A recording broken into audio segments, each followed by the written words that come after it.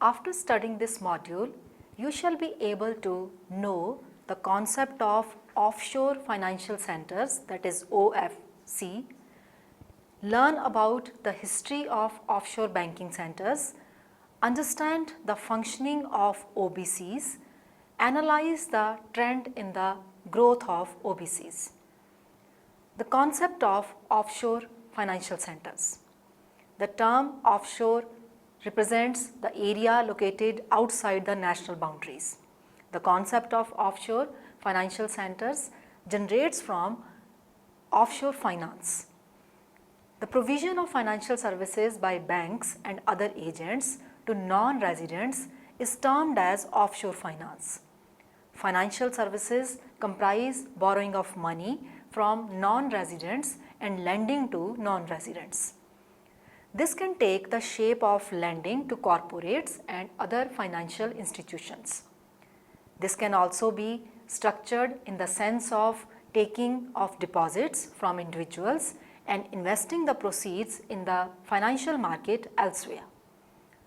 The term offshore financial centers or OFCs was coined in the 1980s. Any financial center where offshore activity takes place is known as OFC. An OFC may be defined as a country or a jurisdiction which provides financial services to non-residents that is inconsistent with the size and financing of its domestic economy. However, financial centers differ in respect of on and offshore business, that is, loan to a non-resident may be funded in a center's own market, may be funded in the center's own market where the supplier of funds can be resident or non-resident. Such offshore financial centers are also signified as international financial centers. Many countries, territories and jurisdictions have offshore financial centers. A more feasible way of defining OFC is that it is a center where the major financial sector activity is offshore on both sides of the balance sheet, where the transactions are initiated elsewhere and where the majority of the institutions involved are controlled by non-residents. Thus, OFCs are referred to as jurisdictions specialized in offering corporate and commercial services to non-resident offshore companies. Financial systems having external assets and liabilities out of proportion to domestic financial intermediation designed to finance domestic economies, and centers which provide following services: low or zero taxation, moderate financial regulation, banking secrecy and indistinctness. OFCs range from centers such as Hong Kong and Singapore having well-developed financial centers and infrastructure. Non-residents take large amount of value which is added to the transactions. But in case of small centers where there is a physical absence of financial institutions, the value may be limited to the booking of the transaction. However, all transactions may be more or less of an offshore type in all centers. It is quite possible to find transactions in all jurisdictions where only the booking has taken place in the OFC, while at the same time business involving much more value added may also take place. Offshore centers provide several services besides banking. These include fund management, insurance, trust business, tax planning, etc. For instance, offshore corporations or international business corporations, that is IBCs. IBCs are referred to as limited liability vehicles registered in an OFC. Their main emphasis is to operate business effectively by issuing shares, bonds or raising capital. They can be used to create complex financial structures. IBCs may be set up with one director only, but it is often seen that residents of the OFC host country may be regarded as nominee directors to conceal the identity of the true company directors. In most of the OFCs, the cost of setting up IBCs are minimal and they are exempt from all kinds of taxes. Thus, IBCs are termed as popular vehicle for managing investment funds. OFCs have a great variety ranging from those with regulatory standards and infrastructure similar to those of the major international financial centers such as Hong Kong and Singapore to those where supervision is non-existent. Many OFCs have been working to raise standards in order to improve their market standing, while others have not seen the need to make comparable efforts. There are some recent entrants in the OFC market who are deliberately making efforts to fill the gap at the bottom end left by those that have sought to raise standards. There is not hard and fast dividing line to define OFCs, particularly the various definitions can be outlined as follows. International financial centers. London, New York and Tokyo are considered as international financial centers. They possess advanced settlement and payment systems, thereby supporting large domestic economies. They are considered liquid markets where both the sources and use of funds are diverse and where legal and regulatory frameworks are adequate to safeguard the integrity of principal-agent relationship and supervisory functions. IFCs generally borrow short-term funds from non-residents and lend long-term funds to non-residents. London is considered as the largest and most established center, followed by New York. The difference between the two lies in the proportion of international to domestic business, which seems greater in the former. Regional financial centers. These centers seems different from IFCs. RFCs have established financial markets and infrastructure and immediate funds in and out of their region, but they have relatively small domestic economies. Hong Kong, Singapore and Luxembourg lie in the category of RFCs. Offshore financial centers. The third category describes offshore financial centers which are specialized in providing limited services. OFCs offer skilled activities which are attractive to many financial institutions. These centers are more lightly regulated, which provide services that are mostly tax-driven. But they have limited resources to encourage financial intermediation. It is often seen that many of the financial institutions registered in an OFC have little or no physical presence. Small countries accompanied with small domestic financial sectors generally choose to establish offshore business and become an OFC for a number of reasons. These comprise income generating activities, employment in the host economy, government revenue through licensing, etc. However, the most successful OFC such as the Cayman Islands and the Channel Islands depend on offshore business as a major source of both government revenues and economic activity. Let us now discuss about history of offshore banking centers. The maintenance of historic and distortionary regulations on the financial sectors of industrial countries during 1960s and 1970s was a major factor that had contributed to the growth of offshore banking and propagation of OFCs. By the 1960s, a full-fledged euro currency money market where euro banks played a major role in accepting deposits, lending funds in euro currency. The euro currency market boosted in the 1970s when advanced type of international banks originated that were different from the traditional banks or from the euro banks that came to be referred as offshore banking centers. Offshore interbank market started their operations in Asia after 1968 when Asian Dollar Market or ADM was launched by Singapore with the introduction of Asian Currency Units or ACUs. The ADM was considered as an alternative to London Euro Dollar Market. Foreign banks were mainly enabled by ACU regime to engage in international transactions under a favorable tax and regulatory environment. In Europe, Luxembourg began attracting investors from Germany, France and Belgium in the early 1970s due to low income tax rates, the lack of withholding taxes for non-residents on interest and dividend income, and banking secrecy rules. Similar opportunities were provided by Channel Islands and Isle of Man. In the Middle East, Bahrain served as a collection center for nations' oil surpluses during the mid-1970s, after passing banking laws and providing tax incentives to facilitate the incorporation of offshore banks.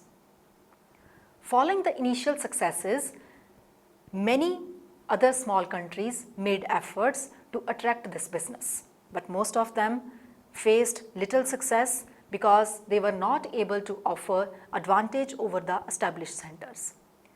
By the end of the 90s, the attractions of the offshore banking changed drastically for the financial institutions of industrial countries as reserve requirements.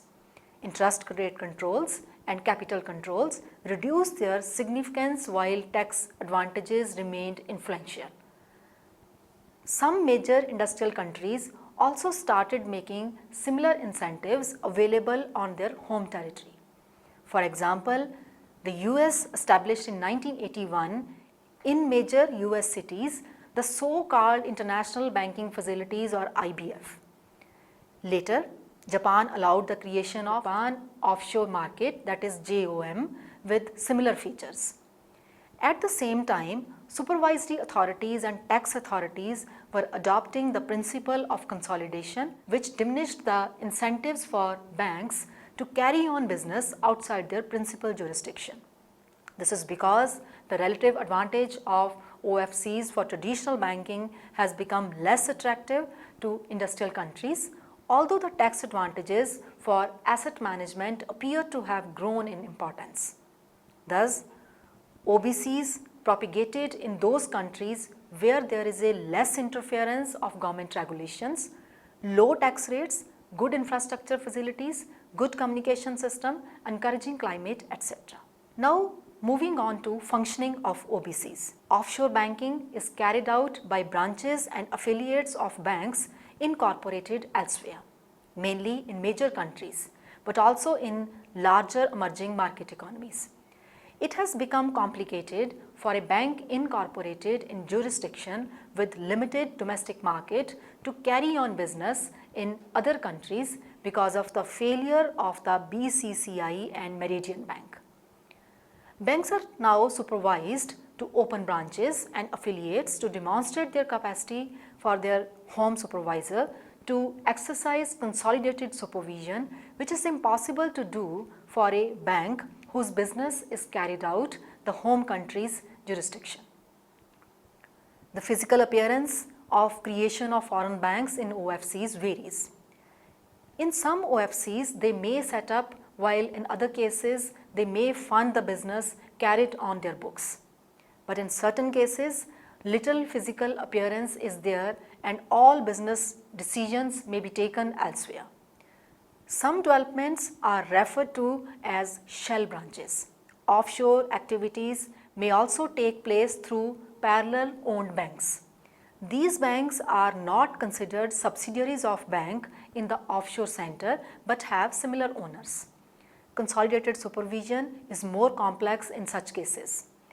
Offshore banks engaged in a variety of transactions, foreign currency loans and taking of deposits, issue of securities, over-the-counter trading in derivatives for risk management and speculative purposes, and the management of customers' financial assets. Foreign currency lending and its funding is considered as an asset-driven business which may set up in the OFC but sometimes set up elsewhere and funded in the OFC for tax purposes. Sometimes the office originating the loan makes arrangements for funding the loan, while sometimes it may be arranged by the entity in the OFC itself. A large proportion of Eurobonds floated in international capital markets is also issued in OFCs. But the marketing and selling of such instruments is carried out in major financial markets. OTC derivative instruments were mainly concentrated in new IFCs. Among IFCs, over-the-counter trading in derivatives have increased in the US IBFs, the JOM, and to a certain extent in OFCs with major financial markets. But on the other hand, in other cases, derivative transactions arranged elsewhere may be booked in an OFC if tax or other reasons make that more profitable. OFCs can be used for legitimate reasons, thereby taking advantage of lower taxation aspect and consequentially increased after-tax profit. Simple regulatory framework that reduce implicit taxation, minimum formalities for incorporation, proximity to major economies or to countries attracting capital inflows, reputation of specific OFCs, existence of adequate legal frameworks that safeguards the integrity of principal-agent relations, freedom from exchange controls, means for safeguarding assets from the impact of litigation, etc.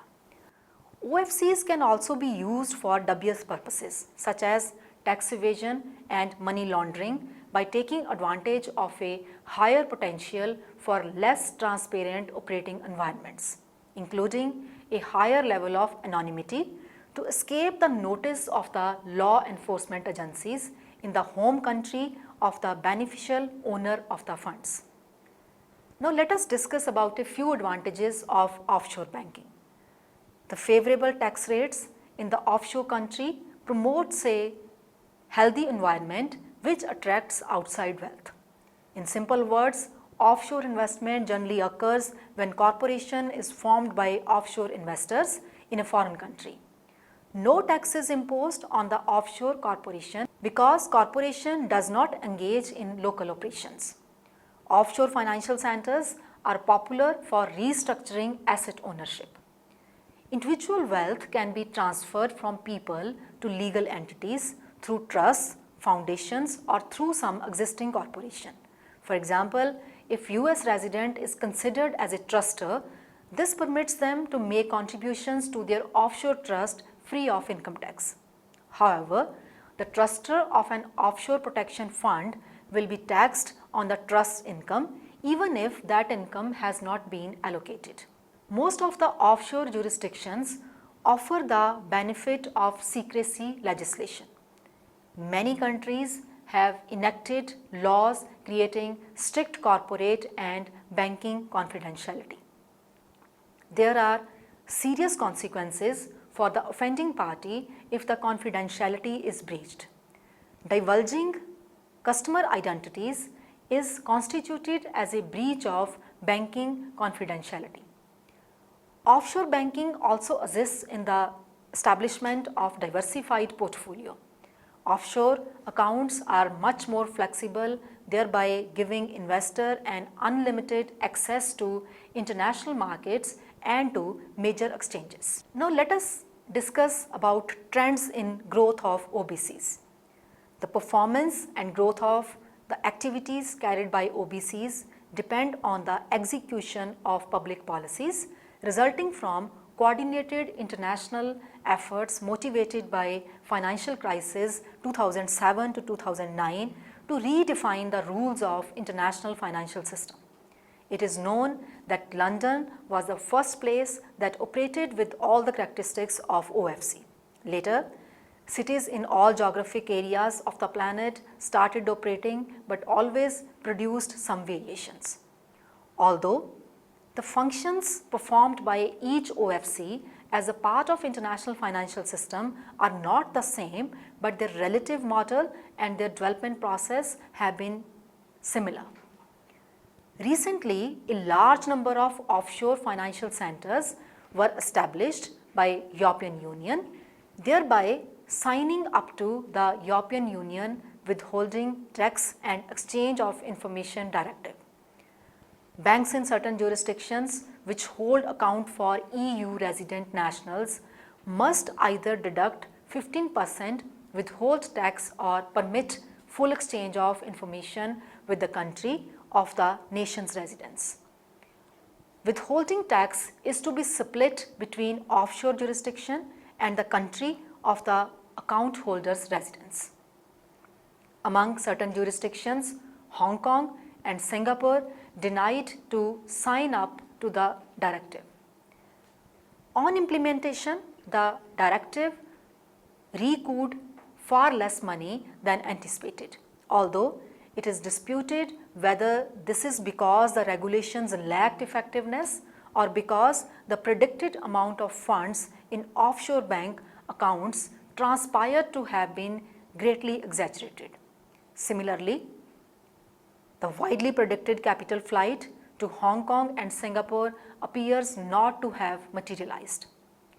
In the 2000 report towards global tax competition, 47 jurisdictions were identified by Organization for Economic Cooperation and Development, that is OECD, as tax havens, which are based on the existence of preferential tax regimes for financial services and the absence of procedures for tax information.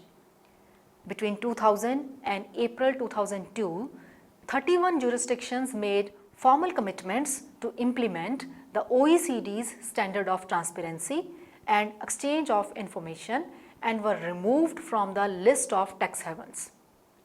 On the other hand, Andorra, Liechtenstein, Liberia, Monaco and Marshall Islands, Nauru and Vanuatu did not make commitments to transparency and exchange of information at that time.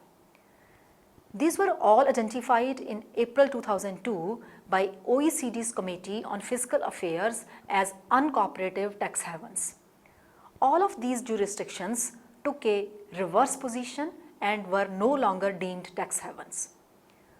After G20 meeting, leaders decided to crack down on tax havens. In 2009, a list of countries had been published by OECD which still required implementing internationally agreed tax standards. In May 2009, OECD's Committee on Fiscal Affairs made efforts to remove all three remaining jurisdictions, that is Andorra, Liechtenstein and Monaco, from the list of uncooperative tax havens, accompanied with their commitment to implement OECD standards of transparency and effective exchange of information. Thus, no jurisdiction is currently listed in an uncooperative tax haven by the Committee of Fiscal Affairs. Within the objectives of Global Plan for Recovery and Reform presented at the G20 meeting, those which are focused on financial system, regulation of the financial sector, global trade and investment are the ones that will be directly affecting the international financial centers and offshore financial centers. Actions will be taken against those jurisdictions which do not meet the international standards in relation to tax transparency. It was agreed to counter some measures for countries to consider, such as increased disclosure requirements on the part of taxpayers and financial institutions to report transactions involving non-cooperative jurisdictions, withholding taxes in respect of a wide variety of payments, denying deductions in respect of expense payments to payees resident in a non-cooperative jurisdiction, reviewing tax treaty policy, asking international institutions and regional development banks to review their investment policies, and giving extra weight to principles of tax transparency and information exchange when designing bilateral aid program. By reducing the cost of transactions and bureaucratic red tape, the functioning of the OFCs can contribute significantly to the world's economic recovery. Also, the role that OFCs can play if they specialize in dealing with toxic assets for rest of the world may represent a long-awaited escape valve that will conduct to more liquidity and objective valuation of those securities. Now let us summarize what we have learned from this module. The term offshore financial centers originated in 1980s, which is defined as a country or a jurisdiction which provides financial services to non-residents that is inconsistent with the size and financing of its domestic economy. Offshore centers provide several services such as banking, fund management, insurance, trust, business, and tax planning, etc. Many countries' jurisdiction and territories have offshore financial centers. The main offshore centers include Bermuda, British Virgin Islands, Cayman Islands, Luxembourg, noted by IMF and OECD. Bahamas and Panama are the offshore centers specialized in certain niche markets. Offshore financial centers can be outlined as international financial centers and regional financial centers. By the 1960s, a full-fledged euro currency market had been created as an international money market where euro banks played a major role in accepting deposits, lending funds in euro currency. The euro currency market boosted in the 1970s when advanced type of international banks originated that were different from the traditional banks or from the euro banks and that came to be referred as offshore banking centers. OBCs propagated in those countries where there is less interference of the government regulations, low tax rates, good infrastructure facilities, good communication systems, encouraging climate, etc. Functioning of OFCs is generally carried out by branches and affiliates of banks incorporated elsewhere, mainly in major countries but also in larger emerging market economies. One of the areas where OFCs are experiencing more international pressure as part of the recent initiatives is an area of tax shielding relating transactions. Thus, OFCs can contribute effectively through its functioning by reducing the cost of transaction and bureaucratic red tape. Bureaucracy is like oxygen to OFCs. The more there is, the more the opportunities that exist to provide safe havens for those fleeing it.